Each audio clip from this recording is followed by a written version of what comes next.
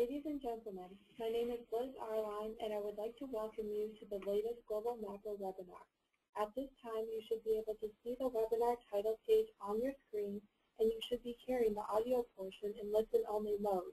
If you need assistance or have connectivity issues during this presentation, please send an email to feedback@bluemarblegeo.com, and our support team will reply to you promptly. If you have any questions during the presentation, you can use the questions tool at the right of the screen on the GoToWebinar control panel.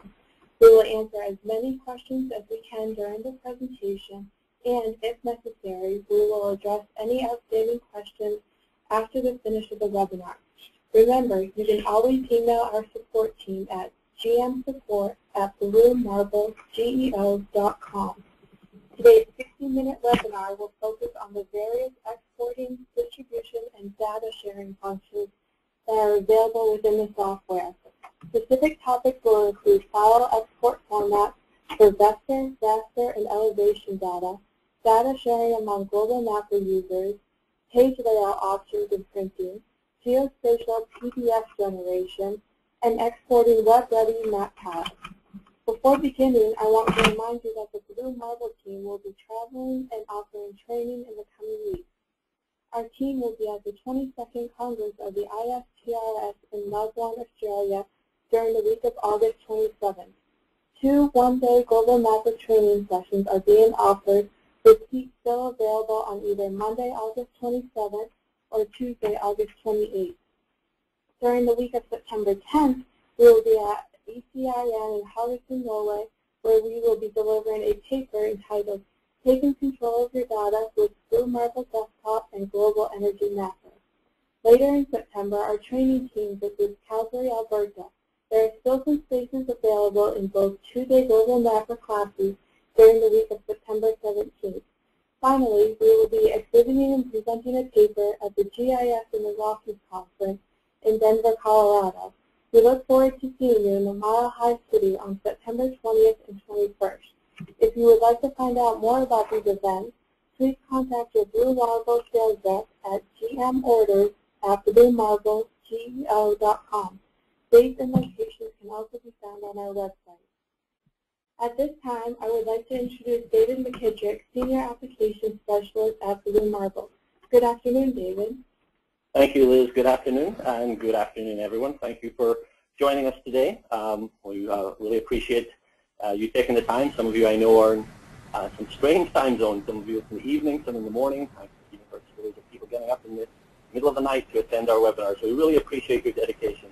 I want to especially acknowledge those of you who are perhaps new to this.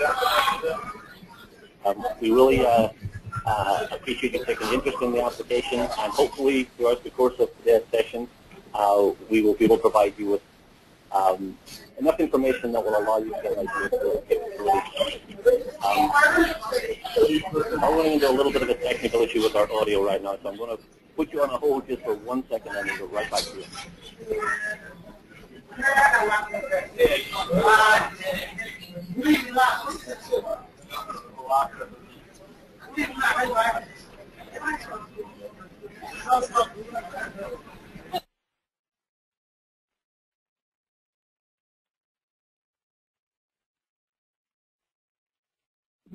I apologize for that. We were just having some audio difficulties.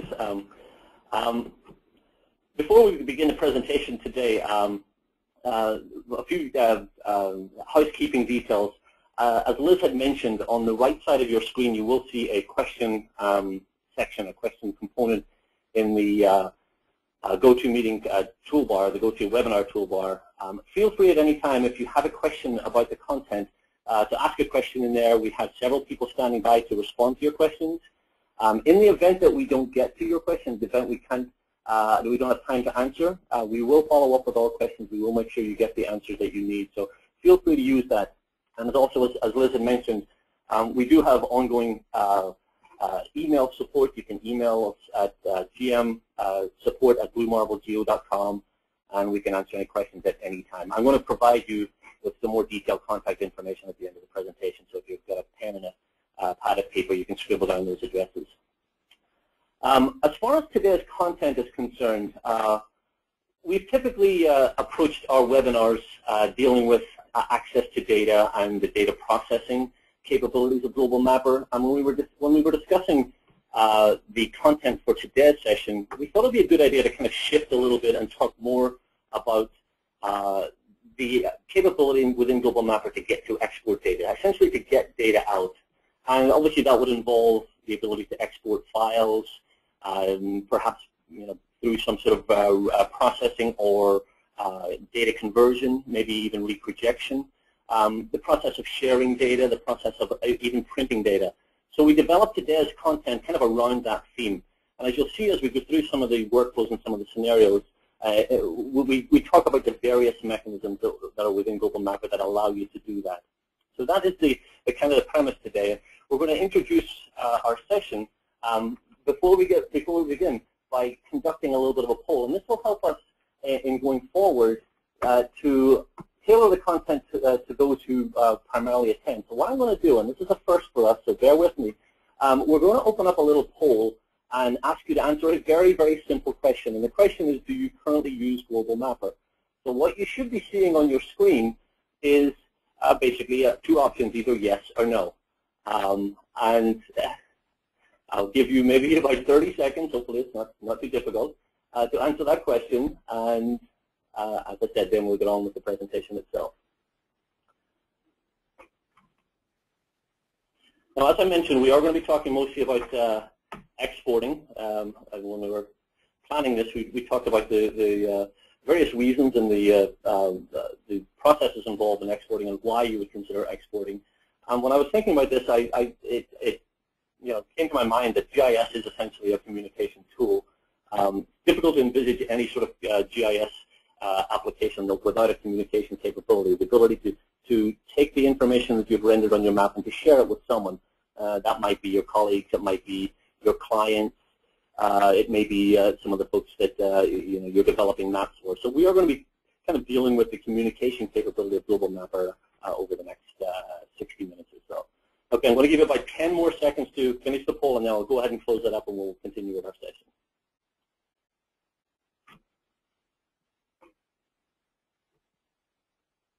Okay, well, hopefully you've had a chance to answer the poll question, and really appreciate your participation in that process.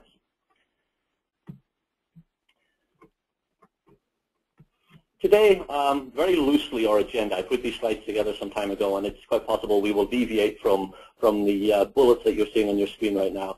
We're going to talk about the reasons why export. There are some reasons that are obviously very clear. We've already discussed those, but there are other scenarios and applications within Global Mapper that will necessitate an export process. I'm going to talk about those before we get into actually going through some workflow.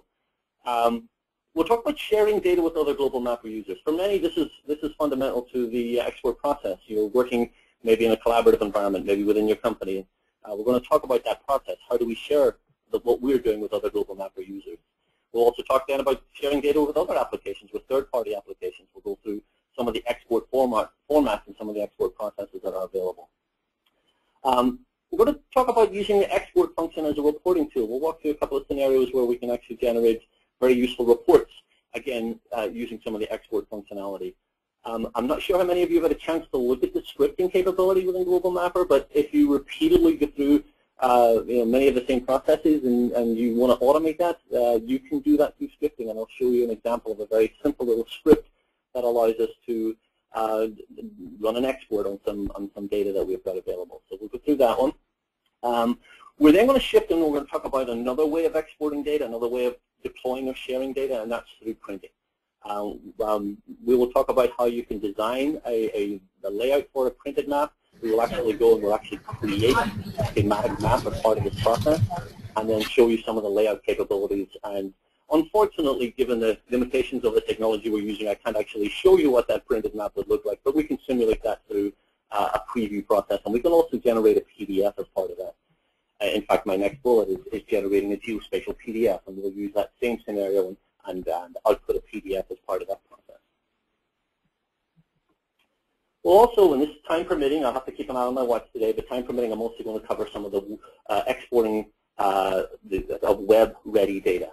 there's no better communication tool, there's no better data deployment tool than the web, and being able to render the data that a global mapper in a web environment is certainly a very useful function. So we will cover that as well.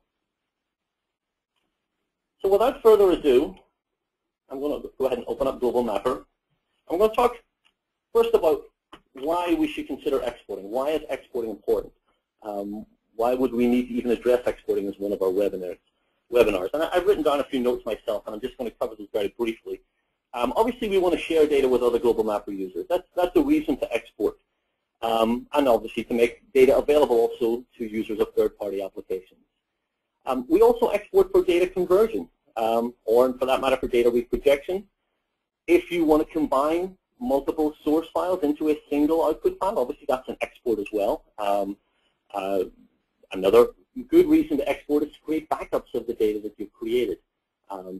Within the context of Global Mapper itself, you obviously can save your files, you can save the work that you've done, but it's a good idea to be able to export those and have those on a maybe perhaps on an external drive or a remote location, so you've got a backup if necessary.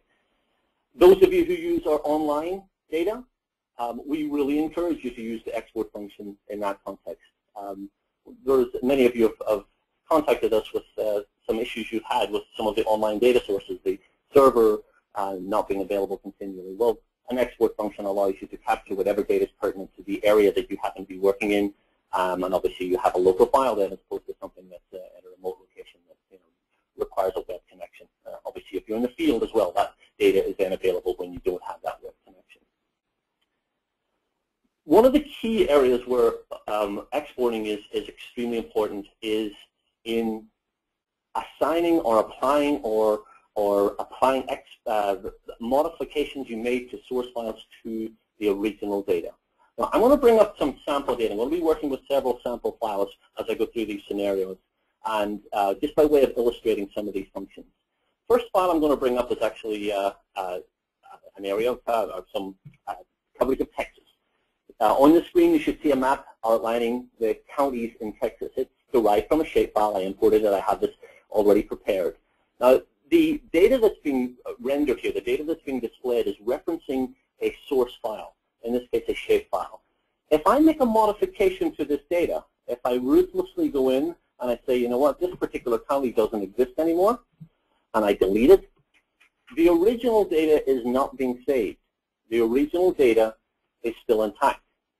If I save the work that I've done, that save is created locally. That file is created locally in what's called a workspace file. I can load it up again, and when I display it in Global Mapper, it will also have this county deleted. However, my source file is still intact.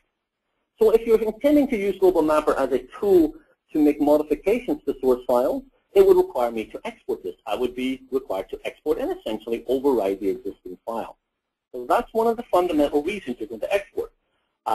If I save this file locally, if I hit the Save button right here on my toolbar and I save a local version, that saves what's called a workspace file, a GMW file. Any of you have used Global Mapper, and based on the poll that I just saw the results of, most of you have been using Global Mapper for a while. That GMW file saves my configuration. It saves a reference to the original data, but it does not save the data itself.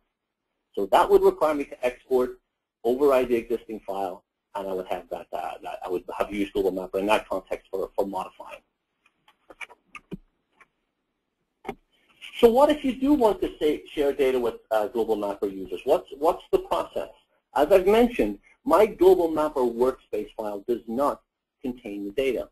So if I was to browse to the location of that file, I'm just going to look for my GMW file right here, Texas Global Mapper workspace. If I was to send that to another Global Mapper user, they could open it. It would be a supported format, but they would get an error message because the reference data that's included in this file would not be included. It's right here. I've got my Texas counties file right here. If I sent this file by itself, it would not be readable. So exporting data is required for me to share with other Global Mapper users. And the recommended format for exporting data for use within Global Mapper is what we call a package file. If I go to the File menu in Global Mapper, you will notice right here and export a Global Mapper package file. So for sharing data among users of Global Mapper, that is the format you should choose. This format will take all of the currently loaded data layers, as well as any configuration you've applied to these layers, perhaps features you've deleted, or symbolization that's been modified, or labels that have been assigned. And it'll take that file, take those data sets, package them into one file, and allow it to be deployed. So Global Mapper users sharing data use the Global Mapper package file format. And if I open up that dialog, it gives you several options. I'm going to come back and visit many export dialog boxes so we can go through a lot of the options. But for simply exporting data for Global Mapper users, this would be the format of choice. Do not share Global Mapper workspace files, but instead share Global Mapper package files. The suffixes are GMW and GMP. Okay. I'm actually going to unload this data and reload it again in its original format. You'll notice I've been asked to save. I'm going to say no. I'm just going to reload the same file I had before. Because we want to talk about some of the basic vector exporting processes now. Again, I've imported a shapefile. Perhaps I've made a modification to it. Maybe I've reprojected it. Time for exporting. Time to get this data out into a format that will work with a third-party application. Unlike the import process, where basically you have one entry point for most data sets. You'll notice a separate entry for text files. But most elevation, raster, and vector data sets can be imported using the standard Control-O command.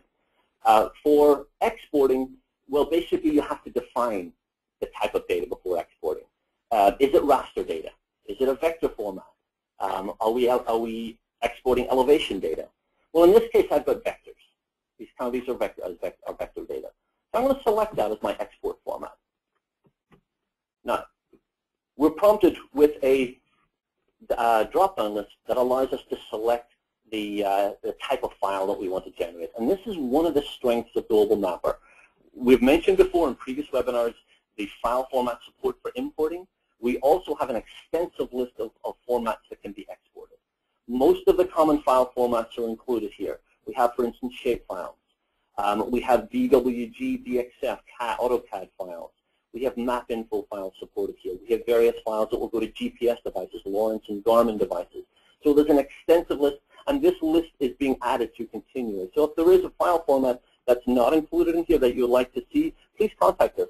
We'll see what we can do to add that format to the supported list.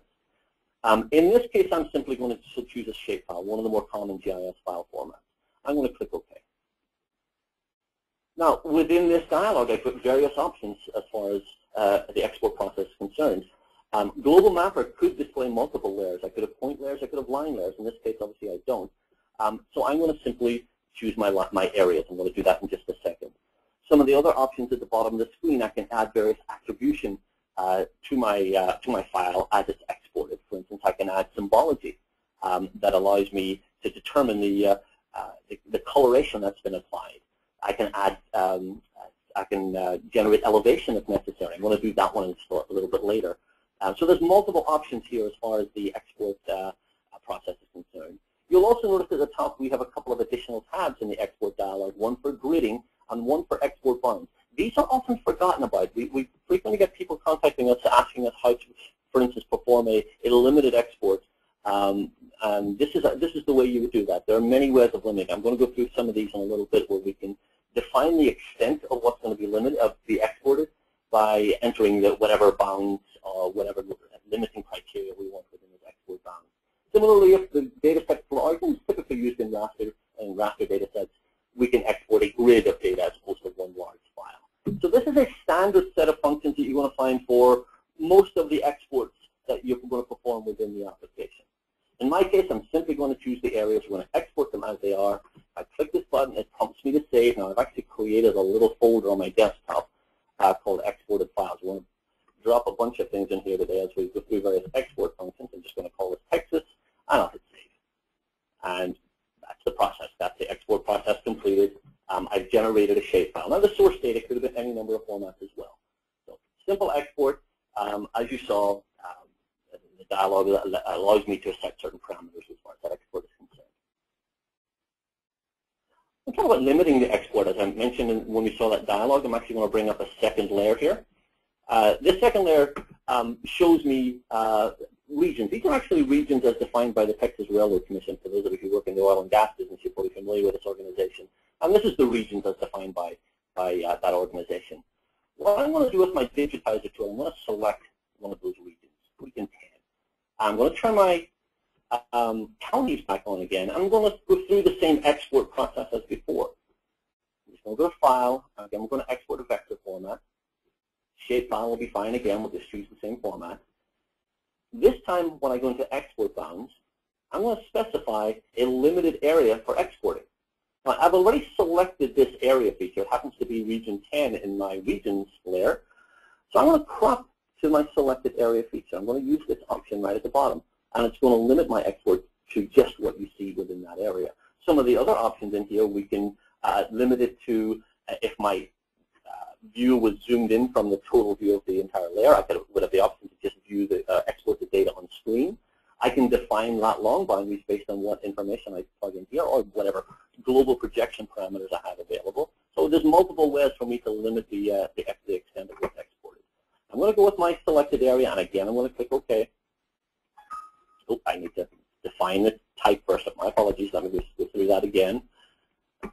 Make sure we select areas first, otherwise it will not know, and we'll call this region 10. And again, I can select the export parameters, export bounds, limited to my cropped area, and we'll click OK. And I'm going to bring up a second instance of Global Mapper just so we can see the result of that. I'm just going to go into my export files on my desktop and bring up region 10. And we can see the smaller area. Basically exporting a shapefile, confined it to a defined area, and the results are as you see. One of the other things we can do during the export process is we can split the export based on one of the attributes. And for this example, I'm going to turn off my counties layer. And very quickly, I'm going to use my info button in the toolbar. I'm just going to select one of these regions. And you'll notice there's not a great deal of attribution here. Basically, the only attribute I have is the name. What I'm going to do is I'm going to export. But during the export process, I'm actually going to create separate files. I'm going to split this layer based on that attribute. So again, we go through the standard vector export format. Choose a shapefile once again. This time, where it says split export based on, I'm going to choose that attribute called name. Once again, we're dealing with areas. This is actually going to create a number of files, so I'm going to create a new folder in here. So I'll keep them all together. I'll just call it new folder for the time being, and I'll call this regions. And we'll click save. We're not concerned about limiting the export bounds in this case. We want all of our loaded data. But we know based on the fact that this is going to be split that we will end up with, looks like probably about a dozen different shapefiles. And again, we click OK.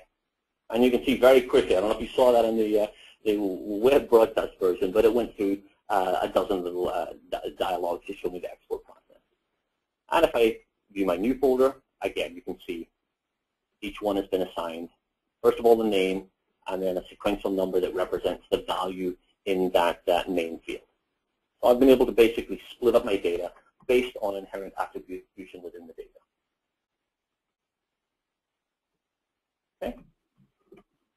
Let's change my geographic location. We are going to be coming back to visit Texas a little bit later. I'm going to unload all of my existing data.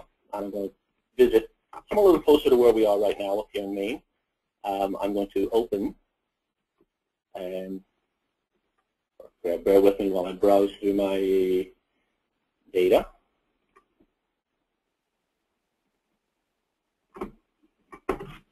The state of Maine. And what you're going to see on the map is an outline of the state with the town boundaries. I have another layer called schools. We're going to get to that one in just a little bit. This is indicating the location of all the schools in the state. But what I want to do now, what I want to do first, is to show how Global Mapper can be used essentially as a reporting tool. We're going to export data, but we're going to export data that's in a tabular form. We're really not concerned about exporting the actual files themselves. Now, there's a couple couple of ways of doing this. I'm going to go through one very quickly.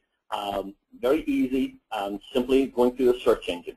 In the toolbar at the top of my screen, you'll see a little pair of binoculars. If I click on that, I can run a search.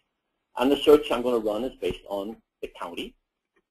I'm just going to type in Somerset. This is an example. It's one of our counties up here in Maine. And I'm going to conduct a new search.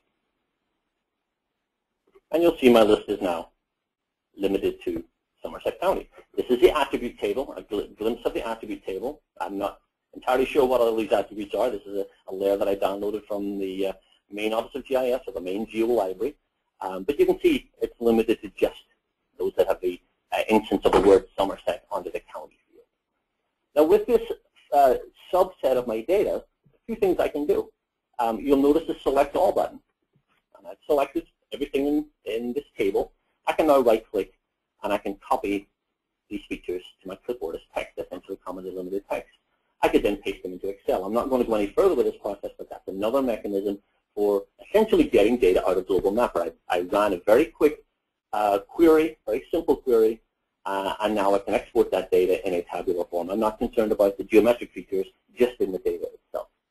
So that's another example of exporting data. I'm going to keep these search results open for the time being, because I want to run, actually I think I may have to rerun the search. Let me turn on my schools first. I'm going to repeat the same process.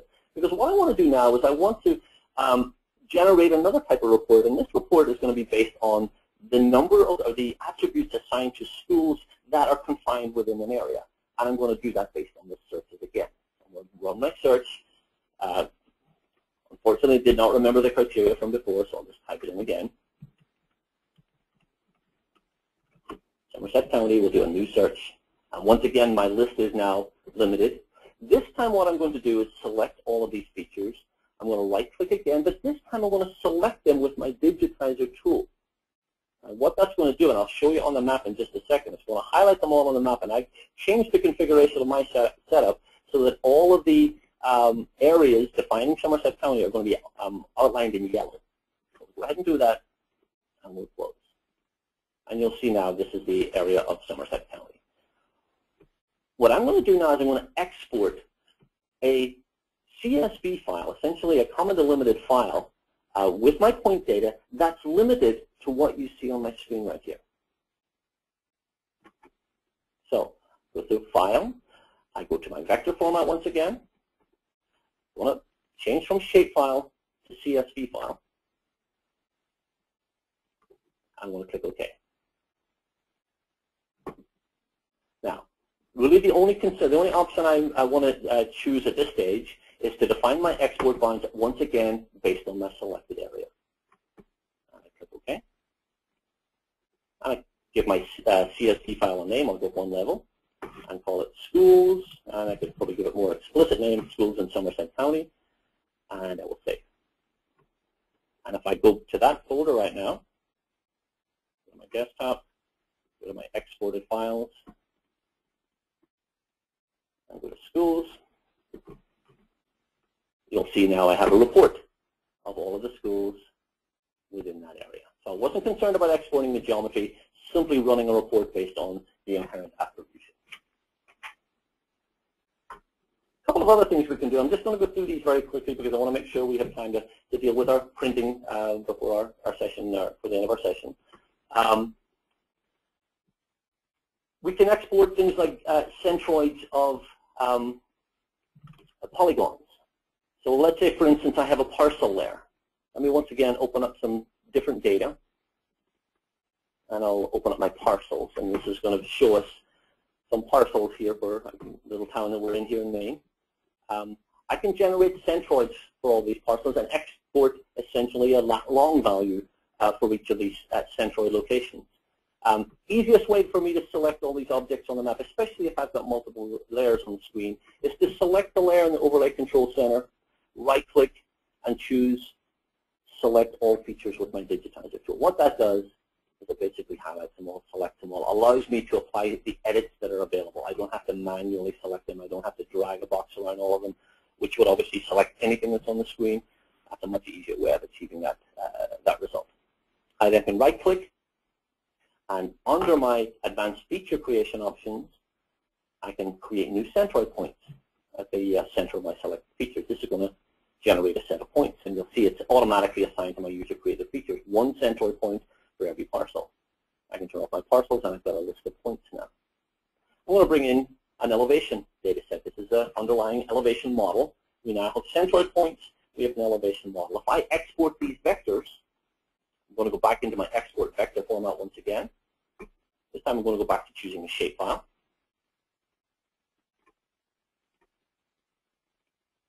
And I have the option to add the elevation. I'm looking for that option right here. Selecting my points. I generate 3D features using loaded elevation data, so I can add the elevation during my export process. Again, I'm not going to go through with this process, but it's another way of me defining a specific location, generating a centroid point, and then exporting a specific elevation value from that point. Let's close down Global Mapper now. I'm going to take a slightly different tack. Open up my webinar data, and I'm going to take a look at a scripting process. Now, unfortunately, there's not a lot to see during this process, so you'll have to kind of bear with me. One thing to note first, I have a folder here called 10-meter contours, and just to prove that this actually works, this is now empty. There's nothing in here. What I'm going to do, using this script file, is I'm going to generate some contours. And I'm going to take a quick look at what this script file looks like. This is actually a very simple little file that you can create in Notepad. Just make sure you save it as a GMS file, and you can run many of the processes within Global Mapper in a fairly automated way. By the way, if you want to get some examples of scripts or the syntax, look in the help file, look in the user guide, I should say. Towards the end, all of the scripting options are listed there. You can select what you need and generate your own scripts. Now, just to go down this list, by the way, all scripts are going to begin with this heading, Global Mapper script version 1.00. And then we go through the various commands. Well, first thing I'm going to do is I'm going to import a file. Import file name, and it happens to be a folder on my desktop. It's an elevation model, same elevation model we were looking at just a minute ago. And I don't need to define the type because it's automatically defined. So I'm good here. After that file is imported, I'm going to generate some contours. Notice the spacing here between the different components of my script. My elevation units are going to be meters, and the other space on my interval is going to be 10. Now, I could define various other parameters pertaining to these, but I want to keep it simple. So I'm going to import an elevation model. From that elevation model, I'm going to generate some contours. And here's the part that's important. I'm then going to export them so that those generated linear objects are going to be exported to this location. And we saw a few minutes ago there's nothing in there right now, but I'm going to create a shapefile called contours.shp. It is a shapefile. There are lines, and then we'll also want to generate a projection file. You can, again, customize this. There's numerous other options you can apply to your script to allow it to perform the function that you need. So how does this script work? How do we run it? Well, very simple. I'm going to close the script file, the Notepad version, and I'm simply going to double-click on the file. Now, within Global Mapper itself, there is also an option to run a script within the context of the interface itself. So you can run the script that way. But in my case, I want to close out of Global Mapper. I'm just going to double-click on this file. Windows is already associated the GMS file with Global Mapper. Obviously, if yours doesn't, you can make that file association first time you try this. And you'll notice my little hourglass indicating that something's going on. We'll wait for that to go away. There's a couple of processes going on. It should be done. Oh, not quite yet. Let's try one more time. There we go. A little too soon. So it's generated some contours for me. I imported an elevation model, asked it to create contours, and asked it to export those in a shapefile. Now, to prove that this actually works, we'll take a quick look at those contours. I'm just going to drag the SHP onto my map window. And there we go. So we didn't actually need to use the application interface at all. We can run the process of exporting through that scripting process. Okay. Let me take a look at a few more export functions. We've looked primarily at vector exporting. Let's bring in some raster data. Once again, I'm going to open up some files. Apologies while I browse through my data here. Bring in our elevation data set.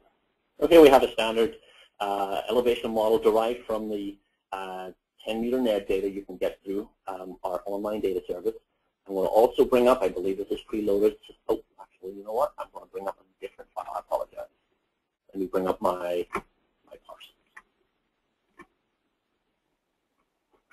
And again, I believe I have some. There we go. We have some imagery here. So exporting raster data. Raster being, as you see, the example of raster being the imagery such as you see here. One of the easiest ways to capture an image in Global Mapper, and very often overlooked but effective nonetheless, is simply to go through a screen capture process. So let's say I'm looking at an area of town, and I just want to very quickly grab this file. I want to share it with a colleague. I want them to see what's going on here. I want them to see the image. Perhaps it doesn't need to be geo-rectified. It's just a geo-reference, reference. It just needs to be visible. I can very quickly go through and I can capture the screen contents. Shift-C is the keyboard shortcut, as you can see. I can save it as a JPEG, a PNG file, a TIFF, or a bitmap. I can actually generate a world file and or a projection file that will give it geographic intelligence, so I do have that option. And it'll just simply capture what I see on the screen and send it to that file. So that's the easiest way to export a raster, is simply grabbing the screen content. I can also save rasters in a number of formats. You'll notice the separate raster image format export option. I open up this dialog once again, different format list here from our vectors, but all of the common formats here, GeoTIFF supported here, JPEG 2000 is available in here. With any of these options, you're going to have the same capability to define the export bounds as before, draw an area on your screen if necessary, or we can simply draw a box. So if I want to export a GeoTIFF, for instance, confined to an area right around a certain neighborhood, I can do this manually right through this little window that you're seeing right now and click OK. What happens as a result of that process, it fills in the XY values right here, so it defines the coordinate extent for what I want to export in this case. Under my GeoTIFF options, I can define the specifics of the file type, including multiband imagery, 24-bit, 8-bit. I can export black and white if necessary. So a number of options. And as you go through the various export dialogues pertaining to the different formats, you're going to find a lot of these options are going to be the same, but there are going to be options that are unique to specific data types. I'm going to very quickly export an 8-bit GeoTIFF, remembering my export bounds are fairly limited, and I'm going to click OK. It's going to prompt me to save, and I'll just call this Gardner. And we'll save. That should not take too long because it's a relatively small file. So again, we've exported a GeoTIFF. Regardless of the format that's imported, you can then turn around and export in either the same format or a different format if necessary. One of the other options that you'll have noticed when I exported the raster data is the ability to grid the data. And this is most applicable when you're exporting rasters. The gridding process essentially allows you to define the columns and rows that will define the full extent of what's going to be exported, and it will create separate files for each of those grid tiles. Well, it allows you to generate more manageable data. And as you can see, there's a gridding tab that allows you to define that. Again, in interest of time, I'm not going to go through that process right now, but that certainly is an option that's available. One thing I mentioned at the start that I want to emphasize once again, if you go into the online data source dialog and you grab some of our real-time data feeds from some of the WMS servers that we provide, or for that matter, if you add your own, we do recommend after that initial connection is established that you go through the save process. You will notice in this dialog the default extent is current screen bound. So if I was to grab, for instance, some Landsat data, it would limit the Landsat to what's currently visible on my screen. An alternative is to grab the entire data source bounds. Now, the benefit of that setting is that I will be able to zoom and pan my map, and I will continually have that data refresh. The reason I bring this up right now is just to offer a word of caution if this is a workflow that you're intending to follow. Because if you go with the entire data source bounds and then you decide, you know what, I need to export this area because I don't want to have to depend on this web feed, you go into the export dialog box and you just go with the default settings, export bounds pertain to all loaded data. You're going to be waiting a long time for all of the loaded data to be downloaded. So be careful with that. If you're using this process to capture some online data, make sure either you just go with the screen bounds when you initially view the data, or if you decide to go with the entire data, extent of the entire data, make sure you crop this to a selected area or draw a box or just the data visible on your screen, whichever is most applicable. Just a word of warning on that one. So raster data, exporting many of the same options in terms of limiting your export or gridding as you would find with vector. And finally, very quickly, as far as exporting is concerned, I want to quickly look at elevation exporting. Much the same process. We define the export based on the menu item here, export vector format. Once again, wrong selection. Once again, export elevation data, once again, number of options in here, many of the common file formats, DEM formats, for instance, DTED formats are supported. So you can go down the list. A word of caution as well, just going off on a slight tangent. A lot of people are very intimidated by the extent of the file format here. My suggestion is don't worry. If the format that you commonly use is here, that's all you need to know. The fact that you don't recognize a lot of these formats, don't worry about it. If you don't know what the format is and you don't intend to use it, you can simply ignore it in this context. But as long as the file format that you're using or your client is using is listed here, I think you're okay. We can export to these formats. We can even export an XYZ grid. I've had to use this on several occasions to process data. Basically, what this allows me to do is export a grid of points with defined elevations. It applies an XYZ value to each point that I export. We can also export slope data. This is a question I've taken a few times over the last few days. You'll notice on my screen right now, I've got standard elevation data rendered as a shading pattern, and you can see on the left of my screen the shading indicating high ground and low ground. The alternative approach to shading, one of the alternative approaches to shading is to do a slope shader approach, which in my case I've chosen black and white colors. The black colors being the steepest slopes, white colors being the more gentle slopes. Now, for many people, this is actually more useful because if you're embarking on a construction project, for instance, you may want to look first at those areas which require less engineering or less construction, or less flattening. So the ability to export this data, essentially the slope data, is a very important one. And I want to point to one specific format that supports that. If you're intending to capture slope data, exporting your elevation grid format once again, but in this case I want to choose a float grid file. Because within the float grid file format, we do have the option to export slope values instead of elevations. So the model you'll get, the elevation model you'll get, will define the degree values that you're seeing represented on my map right now. It's an extremely useful function, exporting slope values instead of exporting simply elevations. So that is an option under the float grid export format only. Okay. Quickly, changing perspective, I'm going to bring up a 3D view. So most of you have used Global Mapper, have at some time used our 3D viewing capability, and very often we'll get questions, well, how do I capture this view? Let me zoom just a little closer so we can see some of the terrain here. So if you want to capture a 3D view, obviously with whatever data is rendered on that 3D map, there's a save button right here in this dialog. You can simply save this view. And again, this represents another way to export data from Global Mapper.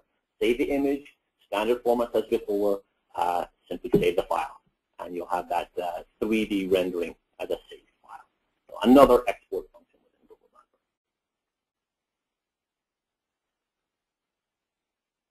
Mapper. Talk about some of those web formats. And I'm going to go through this again quite quickly, and I want to make sure we get to our printing function. For this, I'm going to turn my parcels back on again. I want to zoom in quite close here. So let's take a scenario where we want to take our parcel data and we want to render our parcel data in a web situation. There are a couple of options within Global Mapper for doing that. First thing I'm going to do is I'm going to change the default color here. I'm just going to do this universally very quickly. I'm going to go to my options, area styles, and I'm going to basically use the same style for all of these parcels. I'm going to make them all a red outline, just so they're a little easier to see. And you'll hopefully appreciate this when you finish the process. So I now have these red bounded parcels instead of the black as before. Now there's a couple of mechanisms we can use to export or render these parcels in a web environment. The first one I want to choose is back under our vector format. I'm going to choose KML KMZ, KMZ being the compressed version of the keyhole markup language. This is the standard Google format. Some of you may have used already. I'm going to choose that format, and you'll notice some of the options here pertaining to the 3D. I'm not dealing with 3D data in this context, so that's fine.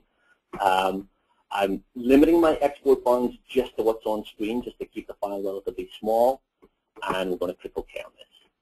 And once again, in my exported file, I'm going to call this one parcels.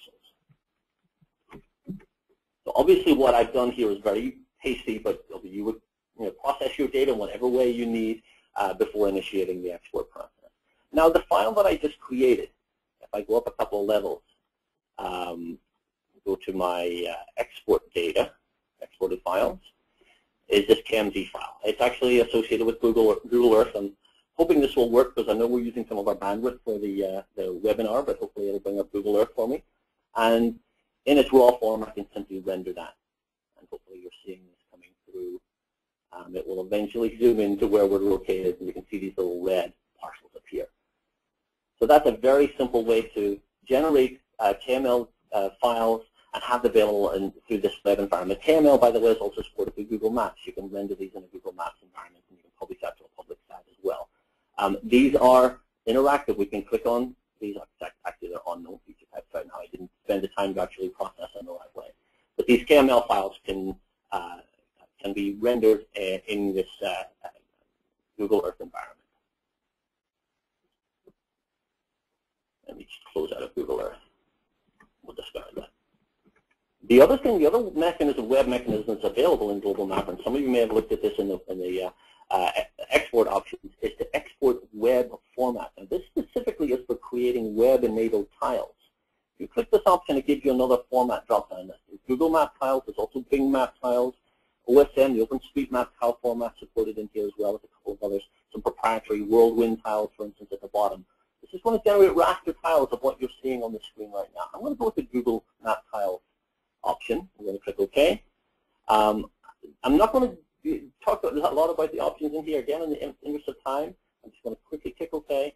I'm going to export these into my new folder again. I'm going to call this parcels once again. Now, hopefully, if it doesn't take too long, we're going to see the end result of this process in just a second. You'll notice it's creating a number of tiles here. These PNGs are all individually numbered. Basically, this tiling process, as it implies, it creates tiles and also creates an HTML file. What's prompting me for now is 173 tiles that I can now view within my default web browser, which happens to be Chrome. It's going to open up the standard Google Maps interface. You should all be, most of you are probably familiar with this interface. The Google Map background, the same Google Map controls, but now I have the option of, I have my own data rendered on top. And hopefully it'll be refreshed here. Again, we're using a little bit of our bandwidth for the webinar, so the refresh is a little slower. So you can see these parcels are now, again, in a web format. These are raster tiles. They're not interactive like they were in KMZ KML, but they are in raster format. Another mechanism for sharing data on the web. So we've covered a lot. We've covered exporting to vector, exporting raster, exporting elevation. We've talked about the web. I want to talk about printing, and I know our time is a little limited right now, but I want to go through a very specific printing scenario and show you the end result. Once again, I'm going to go through the process fairly quickly. Obviously, if you're watching this in the recorded version, you can pause, and if you want to follow along or do something similar with your data, you obviously can do that. For this, I'm going to open up my Texas map once again, and I'm going to unload the data that was there before. I'm also going to show you an accompanying file that we're going to be using. Under my webinar data, I have a file that has some oil production data. And there's a little bit of process involved before we get to printing. Here we have some data pertaining to oil production in the counties in Texas. This is a simple little CSV file right now. First thing I'm going to do is I'm going to join this data to my existing Texas counties layer. I'm going to go through a join process. This could be a text file, it could be any sort of tabular data that you work with externally to create attribution. Currently, my Texas counties have fairly limited attribution. That's name, population, square miles, and region is included in there as well. What I'm going to do is I'm going to add another attribute. And the way I do that from the control center is I right-click and I go through the join process. Join table. I'm going to select my CSV that we previewed a minute ago, and I'm going to click Open. It's going to ask me a few questions here about this data. First of all, how is it delimited? It's a comma delimited file. The field I want to join with is called County. This is the field that I looked at in the CSV file. I click OK there. And the field within my current GIS layer is called Name. Those two fields match, county to county. So this is going to provide me, hopefully, if everything goes according to plan, a one-to-one match so that external data is joined as an additional attribute. A little report tells me it was successful. It would also tell me if there were any mismatches, and you can get a full report on the outcome of this process. But to prove that it worked, I'm going to use my info tool again, and it did. I've now got oil production. Now, to make this a little more meaningful, I'm actually going to change this attribute slightly. I'm going to define oil production not as a total for the county, but per square mile. In other words, I want to create another new attribute, but this time I'm going to create an attribute through a calculation process. Again, right-clicking on the name in the Overlay Control Center, I'm going to go to Calculate Attribute. That's a very simple little calculation I'm going to perform to create another new field. That new field will be barrels, BRL, just as an abbreviation, per square kilometer, or square mile, I believe it is in this case. My source attribute is my oil production. That's the total production. I want to divide. I don't want to use a fixed value, but I want to use another attribute for this calculation, and that is my area. So once again, my new column, my new field called barrels per square mile is going to be derived from dividing my area by my oil production. And I click OK. And again, successful in the outcome. And you'll see I now have barrels per square mile. So this is a little more meaningful. So we now have the map data in place. We're going to print this map. We're going to generate a meaningful map that's going to be the basis for our print process. What do I need to do? Well, obviously, I'm still only able to see the data if I click on the counties themselves. So I'm going to expose that data to a shading pattern. Again, Overlay Control Center, Options. This is pertaining to my counties. Click the Options and choose Area Styles. Well, right now, it's using the default shading. I could apply the same style for all features, in other words, turn them all red as I did before with my parcels. Or I could apply styling based on an attribute. And that's what I'm going to do right now. In other words, I'm going to vary the color based on my barrels per square mile. I would then go in and define the extent in here. Now, to make this a little simpler, I've already done this. And I've saved a file. And I'll click Open. So basically, I did in 2 clicks what would have taken me several minutes to achieve. So I've created these distinctions. Value of 0 is going to be white. Value of 1 is going to be a light blue color, et cetera, et cetera. I also want to make sure I interpolate the colors, because when I generate the map, it's going to be varying shades of these colors. Anything between the 1 and 100 is going to be shades of that blue color. And I click OK.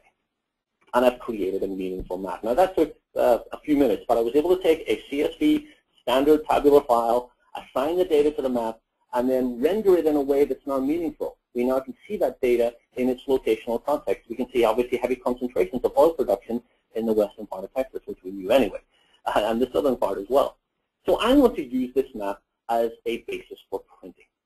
I'm going to go through and we're going to print this map. Obviously, this is a very bare bones map right now. I'll need to add some components to make this map more meaningful. We do that through our map layout function. 4th button in the toolbar at the top of my screen. I click on that button. I've got various options for determining or for customizing the layout.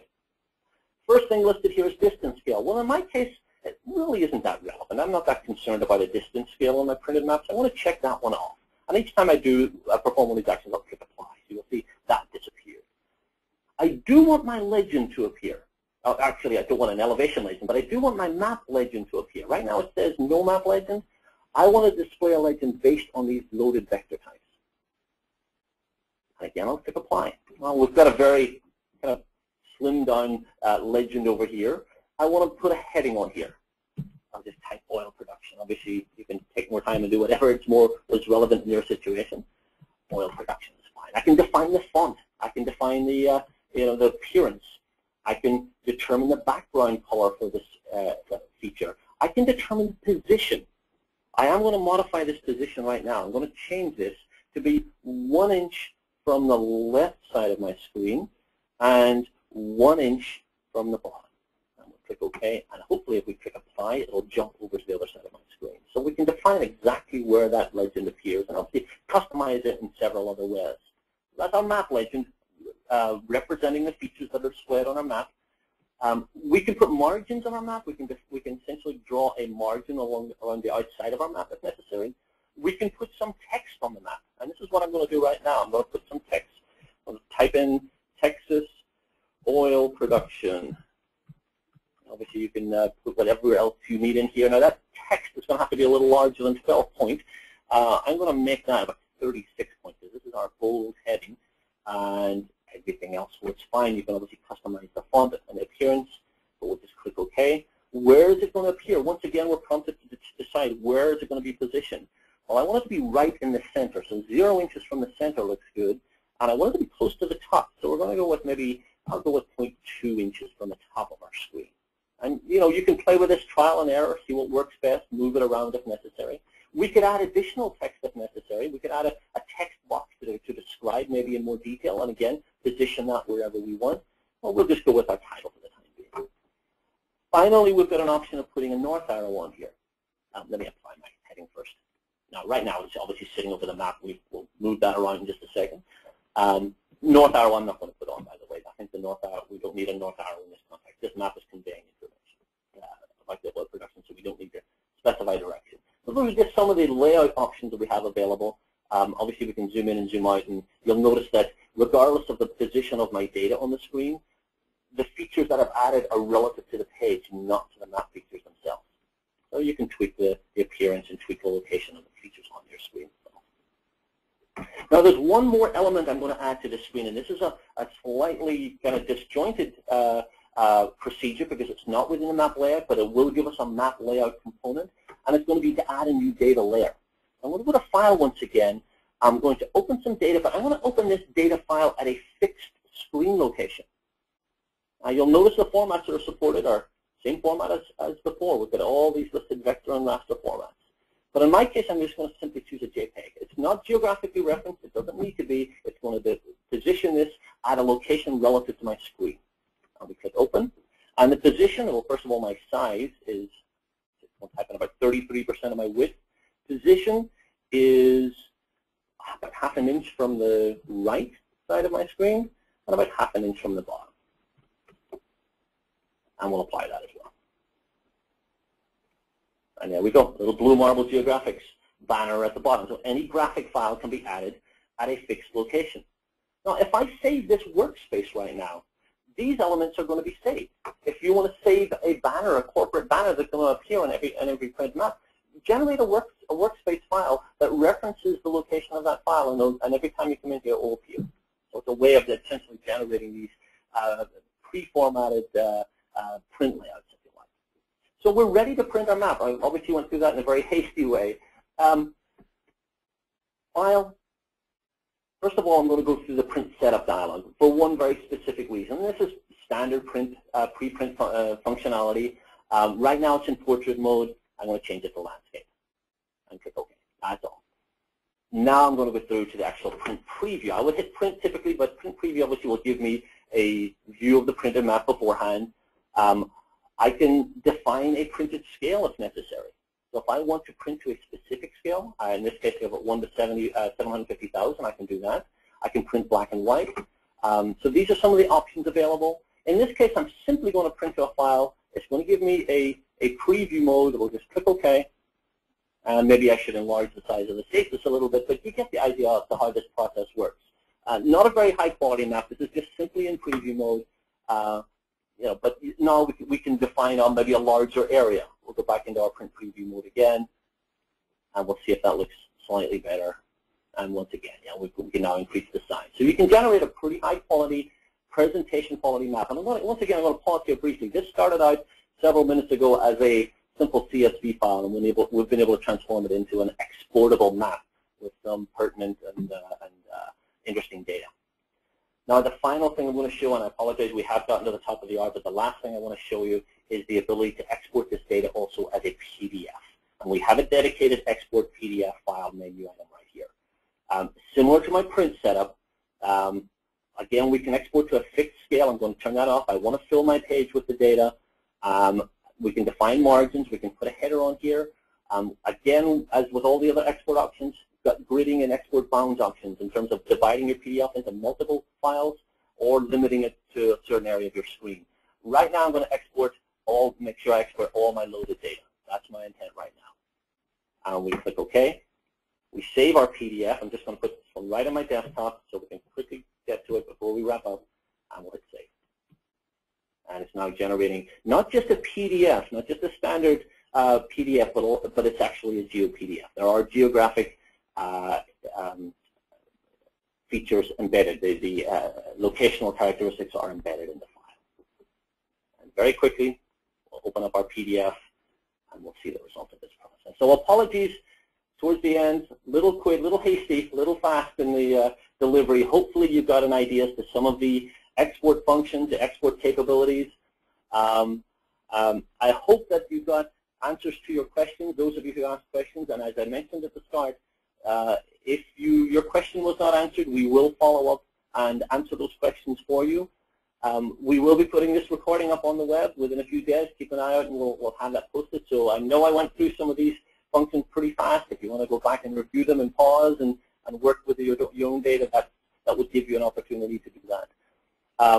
I promised at the start of the presentation I would give you some more contact information. Let me just go ahead and pop up my PowerPoint once again. And as it says on the screen, I really thank you for attending. If you want some more information, we've obviously got a couple of web addresses up there. I do encourage you, if you don't follow the Global Mapper Forum, to go to that site. It's an excellent resource for learning more about the application. Also, we've got email addresses for support if you want to purchase the software, for our ordering area, and also for training. If you want information on how we can train you and your colleagues in using the software in the context of your working situation, feel free to drop us a line and we will be more than happy to help you with that as well. Once again, thank you for your attention, and we look forward to speaking to you at the next webinar.